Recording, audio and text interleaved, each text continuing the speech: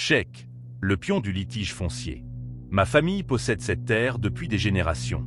Mes ancêtres ont cultivé cette terre et j'ai suivi leurs traces.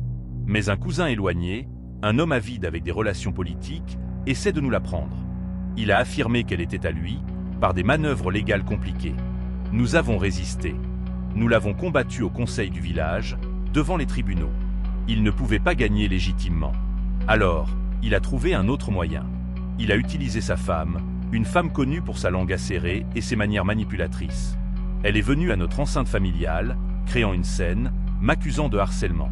Elle a affirmé que j'avais empiété sur sa terre, l'avait menacée, et même physiquement intimidée, tout ça pour l'effrayer. Tout cela était un mensonge, orchestré par son mari pour affaiblir ma position, pour me faire passer pour un homme dangereux et dérangé à qui on ne pouvait pas faire confiance avec la terre. Elle a fourni des témoins, les acolytes de son mari, qui ont juré sur mon comportement agressif.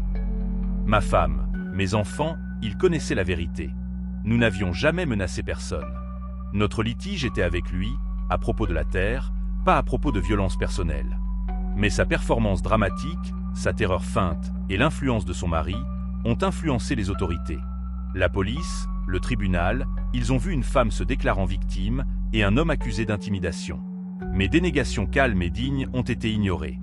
Je suis ici parce qu'un homme avide a utilisé sa femme comme un pion dans un litige foncier, sacrifiant ma liberté et ma réputation pour voler mon héritage. Mon cri silencieux est pour la terre qui me définit, pour l'injustice d'en être séparé par une accusation sans fondement. Je suis un agriculteur, un homme de la terre, maintenant confiné au béton. Tout ça parce que les mensonges d'une femme ont servi la cupidité d'un homme.